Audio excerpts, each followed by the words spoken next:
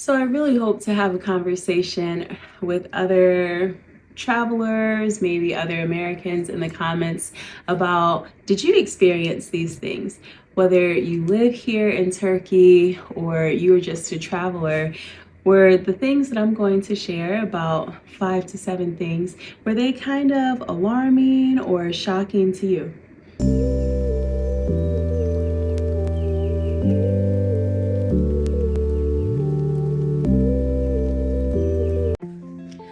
Number one, when it comes to women's personal appearance and how much effort they put into their everyday looks, I was very surprised and taken aback. It made me think like, oh my gosh, I'm here on vacation. I just want to be casual. On a rare night that I want to go out, maybe I'll do it up a little bit more. But the average day, I think more elegant type of comfort is my thing, soft, feminine. But here, these women, honey, they beat their face. Like their everyday look is very much like the makeup. And I don't blame them, if they feel like that's what femininity is for them. By all means, girl, do what you do.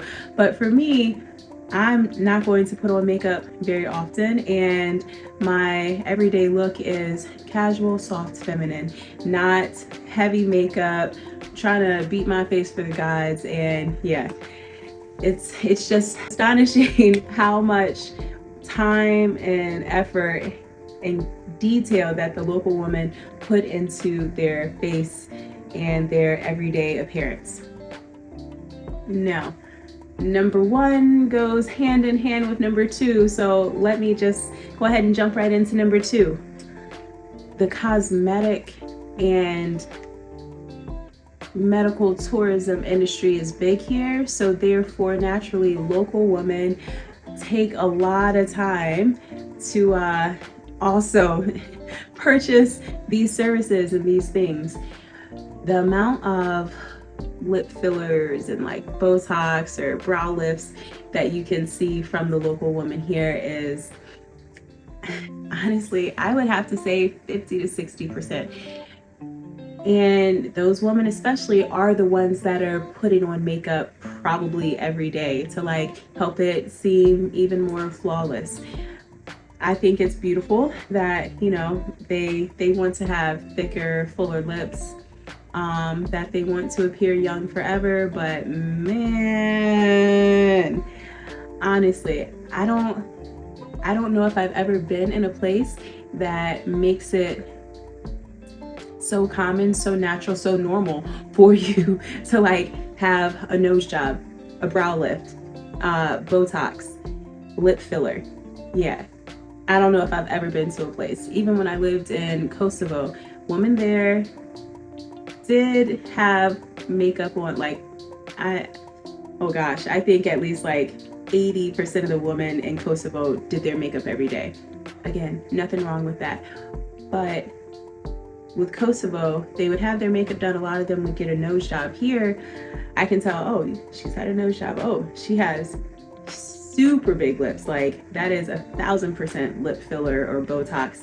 And yeah, here it's very, very normal. I think their standards of beauty, their beauty norms are just so shocking or different than what I'm used to that 1,000% it is my first and second culture shock while being in Turkey. So, little story time. I was here back in December, and lo and behold, I'm in like the lounge having breakfast or midday snacks or something, and this man walks in and he has like scabs all over his head. I'm like,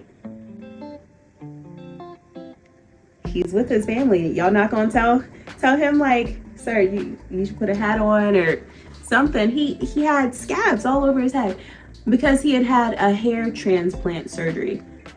Men that are balding, if you want to get a hair transplant, it's very popular here in Turkey. Come to Turkey. Their medical tourism industry would love you to come and fix your balding. I'm telling you, I saw him, it was up close, and I was just like, ooh, But when I paid attention more and more out and about, it's not just women that have like had their nose done, and they be walking around with like bruises on their face or like the tape from their nose job. And I'm just like, if I had surgery and like bruising on my face from getting a nose job, I promise you I'm gonna stay in the house until I can cover that up, because I would be ashamed. But not here. It's super, super normal here. I've seen so many men with like, yeah, the scalpy, fiery looking scalp, because lo and behold, it's normal for men to come here, invest in themselves, and get a hair transplant procedure. I don't know how much it is, but it must be affordable, because it's almost like a flex or a sign of wealth, or maybe a sign of self-care. But yeah, the men, they be getting their work done too. I was trying to, enhance myself some, and I booked myself a facial. Y'all, when I say this facial was not anything I ever could have prepared for or expected, I am not lying. Tell me why I booked a chemical peel. I have some like discoloration and unevenness on my face, and I'm like, this is another way of self-care and way that I want to continue to care for myself, grow myself, is work on my skin, work on my face. I went to a place that was top rated here in Istanbul. Y'all, first, I can't get it out. First came like a hydrofacial. Cool, it was okay, whatever, because they had to deep clean the pores in order to be able to put the chemical peel stuff on. Sure, I'm for it. We get past that, and they put the chemicals, the medicine, the facial stuff for the chemical peel on my face. I could feel it was like the little paintbrush, cool. And then the lady starts to like do the scrubbing. Y'all, I swear, it felt like she had put like exfoliator on her hands or on the gloves before she started scrubbing, and was scrubbing my face with the exfoliants made out of sharp rocks or shards of glass. I mean, it was just like, and she kept doing this part, which I understand I have discoloration there, but man, like after, I don't even know if I lasted 3 minutes of her scrubbing my face, because it felt, if someone would have bet me that there was nothing on her hands and it was just the chemical peel products doing that, versus she had shards of glass in her hands and doing that, I would have been like, I bet $1,000 she has shards of glass and she's rubbing it on my face. I had them like take a picture midway through, because I was like, I have to know, what products is this that you're using? Like, I swear you're using glass on my face right now. I'm probably bleeding all over. Y'all, it was horrific. Ultimately, the doctor, he told her to stop, because she like kept going back to this area, and my face is on fire. It feels like shards of glass, tiny needles are all over my face. Like, it was so painful. Excuse me, house moms and divas that have done chemical peels before. Does it feel like that? Is it supposed to feel like that? Because man, I'm telling you, I was not ready for it. I basically had them just leave it on my skin for however long they said it needed to be, and I just laid there, and then they came back and like wiped it off. Oh, man, that experience, it made me think, if women in Turkey are getting these types of facial services, chemical peels, or they were trying to upsell me like a laser peel, listen, if it feels like that, for future reference, I won't be able to do no chemical peels, because I'm telling you, it felt like shards of glass, like just broken glass and little teeny needles being scrubbed all over my face. I ain't never gonna do that again. I will never, ever do that again. Just a little extra tidbit. Number 3. Now, the language. Istanbul is such a developed city that you would think it's not so difficult to find people that speak English or a language other than Turkish, but no. It is so hard, so hard to find someone who speaks English here. whether it's out and about and I'm suddenly at a grocery store or trying to order a smoothie or something like that. Shop workers, common people, they don't speak English. And I find that to be kind of taken aback, because the reality is, you would think normally educated or professional people do indeed speak English, but it's not the case here. Just because someone's educated or professional, it does not mean that they speak English, which is sad. It makes it harder as a tourist when, if you're lost and you need help and you're trying to ask anyone around to help and no one speaks English. Even if they are willing to help, like, it's all in Turkish, and so it's not actually helpful. It's not actually helpful. But what I did notice as well is that there are quite a few language exchange and meetups here. One of the apps that I love to use when I'm traveling is like meetup.com. If you don't know about meetup.com, you should check it out. They're not sponsoring this video, so I'm not going to say a lot on them. But if you ever want to meet new friends, meet new people, centered around an interest that you have, check out Meetup. So I found quite a few language exchange meetup type of things happening. And I think people or younger generations have an interest in building their English and those types of things, but man, not very often am I lucky enough to find someone who speaks English. Let me tell you the tea about two things that happened to me with like English woes and language barriers. So the other day I go to this place for pho. If you have never been to Vietnam or you don't know Vietnamese food, pho is a traditional Vietnamese dish. It's kind of like the Vietnam version of ramen, let's say that. And so, yeah, I leave there and it's a cute area. It's by the ocean. I took some pictures of like this beautiful mosque nearby. It's great. Lo and behold, I go to a coffee shop, Gloria Jeans nearby, and I want a milkshake type of drink. And I want to put coffee in it. Like I said, having liquids. So I'm trying to order this. No one in the shop speaks English. No one speaks English. And I was just like, oh my gosh. Lo and behold, in walk this beautiful man and beautiful woman. Apparently they are shop owners from like some shops nearby. And he realized that I'm struggling, and maybe behind the counter they said, brother, do you speak English or something, because this foreigner. And he looks at me, he's like, do you want me to translate for you? I can translate. I speak English and I speak Turkish, so I can help you. I was just like, huh. Now, normally in most situations, I'm like, no, I'm good, because the reality is 9 times out of 10, whatever country or city I'm in, if I don't speak the local language, no one is nearby to help. So I normally, when people offer to help, I'm like, I'm good. I have to figure it out on my own, because next time I need help, you won't be here. So, but on this day, I decided to take the help.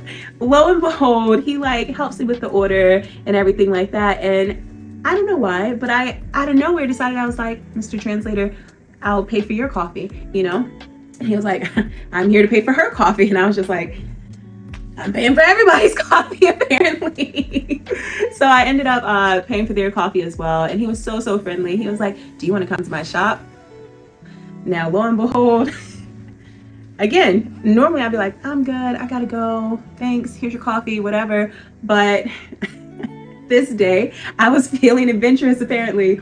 And so he takes me to a shop, this beautiful shop that features a lot of cashmere items and like brain fill, what those are called, but like not jackets, but kind of pullovers, and like maybe they have a hood. He had some beautiful things. I'm so thankful. I just got to sit and chat with him. This man like literally saved the day, and then like he proceeded to show me hospitality.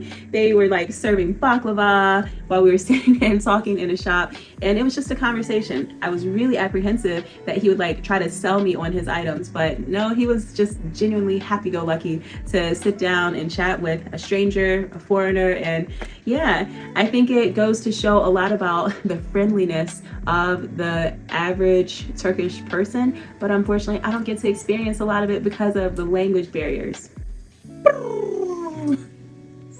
Let's talk about the culture shock around traffic, public transportation and like crazy taxi driving. Now, everyone knows the traffic in Istanbul doesn't make any sense. From like 7 or 8 a.m. until 6 p.m., 7 p.m., there's traffic in Istanbul. No one knows why. It's not that they don't have good roads with many, many lanes, but man, it really surprises me. It's kind of like LA traffic. Whoa, not quite LA traffic, because LA traffic is like, I need to go a mile. It'll take me 2 hours to get there. It's not that bad. But it's very much like, why is there traffic? There's no accident. There's nothing wrong. It's just traffic.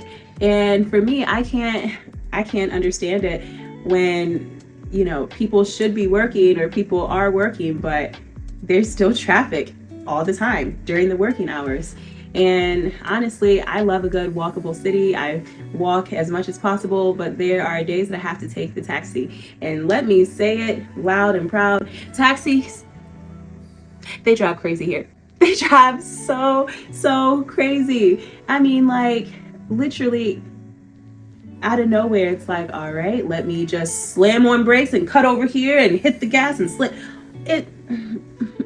I hate taking the taxis. I have taken so many taxis here, but I hate it. And every time I take a taxi, I find myself praying, because I'm like, this is not safe. And the Mercedes vans here, like the transports, there are so many, let me be clear, there are so many like transportation companies here, and most of them drive for personal transport, like, or private transport, meaning, you know, you hired a transportation company at the airport, they're going to pick you up, take you to your hotel and everything. Yeah, majority of them, like 80% of them, drive a Mercedes van. Great. They don't necessarily drive crazy like the taxis, but when there's traffic from the airport to the city and it's like a slow moving, even though sometimes you have to like really slam on brakes, yeah, I find that a lot of them are distracted by their phone, like literally watching TikTok, and I'm just like in the back praying, like, dear God, please don't let us have an accident. I don't want to be in an accident. I want to get to wherever I'm going. Like, the traffic and the drivers, yeah, they are for me a serious source of like angst. I don't want to be worried. The Bible says don't be worried, but they definitely be causing me a bit of stress. And each time that I take a taxi, or, you know, I've hired the van to bring me from the airport to the hotel, I'm just like, don't be looking around. Don't be looking around, because then that's the more I will be stressed, and not trying to be stressed. Number 5. So let's talk about safety. I would have to say that it's not a bad culture shock, but a pleasant one, because it's surprising that Istanbul is so safe. The people don't seem very warm or friendly, and it doesn't make them dangerous, but it's surprising that it is as safe as it is. It's a walkable city for the most part, and if it's, you know, too much to walk, they have the metros and the trams and the buses, like, easy to take. For sure, though, safety. I'm surprised that Istanbul is as safe as it is. While I have been here, there have been some protests happening, and these protests are centered around political uprising and corruption. And surprisingly enough, as I've been here, literally one day the protests were happening right outside my hotel.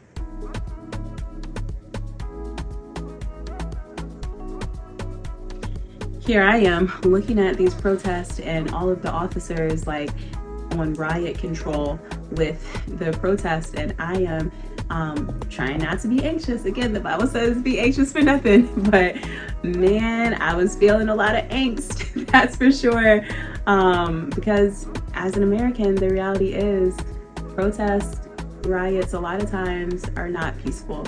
And so to have it like right outside the hotel, I'm looking at the staff like, is it safe? Like, do I need to call my embassy and be like, hey, I'm at the St. Regis, come get me, please? Like, yeah, I think if anything, maybe I was just uneasy because the American within me sees protests and riots as dangerous because they end up being violent in the States. Compared to here, no, it really was a lot of people for different nights. These protests have been happening multiple nights in different parts of the city, expressing, their right, their freedom to protest. So I have to say, in that way, it's surprisingly safe here. Now, crossing the road with these crazy drivers, not so safe. But in regards to like bag snatching and things of that nature, I have not seen or experienced that, as well as even with the not so kind taxi drivers, it hasn't been a matter of I feel like they're going to try to do something or they're taking me the wrong way for extra fare or something like that. So Istanbul is a safe city. Now, with that being said, let me just take a moment to shout out the St. Regis here in Istanbul. They have such an amazing staff, and their property is absolutely amazing. From the spas and the saunas, the massages and different treatments that they offer in their basement levels, to the private pool areas that you can reserve for you and your guests or you and your family while you stay. The front desk staff and the kitchen staff, they're also attentive and eager, happy, and willing to help with any need that you have or something that you desire. They absolutely are here to make your stay amazing. What I can honestly say is I'm a Bon Boy girly.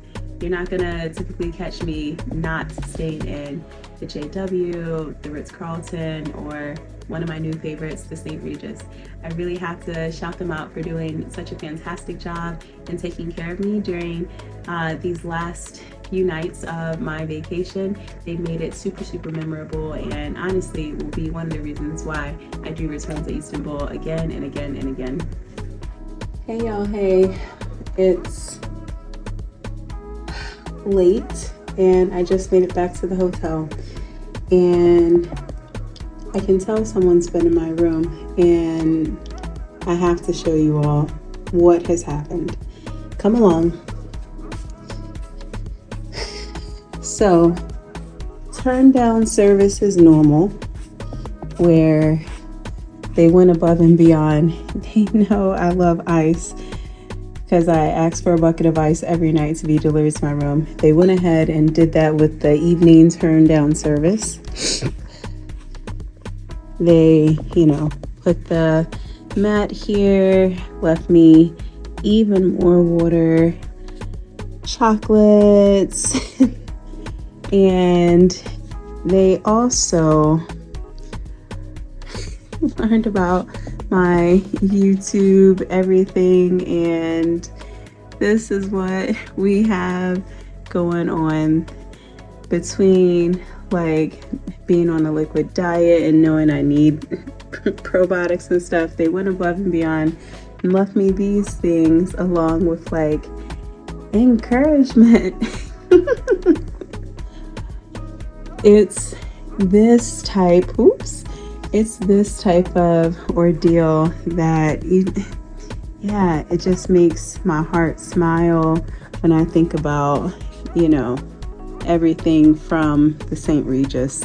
They have exceeded all of my expectations. All right, last but not least, number 6 on the list, smoking culture. Now, I know you're like, how is that a culture shock? Let me explain. Man, I'm thinking the numbers are high. Like 70% of the adults here smoke. And I understand people gotta have their nicotine and tobacco. It's around the world. But the smoking culture here has surprised me in a way that, I just can't find places that are smoke-free. Let me back up. I can find places that are smoke-free. It's just really a matter of if I want to go to a bar or something. A lot of places have outdoor eating because thankfully they do separate smokers from non-smokers, outdoor seating versus indoor seating. However, man, the amount of smokers is just alarming. I'm not here to date, but if I did want to date, I would have a hard time finding someone because a big red flag, or I won't even bother matter, is he a smoker? I don't like smokers. To me, I understand all people have their vices. Do you? By all means, do you? But being, you know, friendly and cordial with people and they start smoking and it's just like, nice nice to meet you, you know, I have to move on, or trying to get in an entrance. Here go all the smokers outside, right outside the entrance of wherever, making a poof of cigarette smoke when I'm trying to get in the entrance. Like, it's what I've seen here. It's a strong addiction. Bars let people smoke inside, which I think is really old school. Hopefully one day soon they'll change that, or fix laws to not permit indoor smoking for bars as well. But yeah, it really has taken me aback, the amount of smokers, and I just hope that one day, maybe as a culture, they'll progress past. One thing that I can't stand about smokers, especially when they're walking, is they can be a bit careless. One time when I was in Italy, I'm walking down the street and here it is, like I'm trying to squeeze past one person to get past another man. Here go this man walking down the street smoking, like basically swinging it while he was walking. He like swings his hand, the cigarette hits my dress and puts a small hole in my dress. I am livid. Like, I literally was like, how dare you? You know, like, it's one thing for you to be smoking walking down the street, but like, can't you smoke and hold it so that way you don't hit anyone? What if I, in that area where it had swung, what if I had been a child walking? You would have been like putting the cigarette on the child's face. This type of attitude, and how, granted this was Italy, I don't want to say that Italians are the same as Turkish people, but I've seen it here too. I've seen people walking down the street casually and just like kind of swinging it. This for me is like one of the most vexing things about cigarette smokers. If you're gonna smoke, please do it away from the doors. And if you're going to smoke like while walking, don't go swinging it while you're walking, because what if you hit someone with this hot cigarette butt? So yeah, the smoking here is a big turn off. So there you have it. Those are the 6 culture shock things that I find as an American being in Istanbul. I wonder if you are a traveler or American and have been to Istanbul, what culture shock things did you experience? Let me know down in the comments. That's it for today's video, but if you liked it or you laughed at any point, be sure to like and leave a comment, subscribe. We're slowly but surely growing to become a family here, so I would love to have you join, and yeah, I'll see you in the next video. Cheers!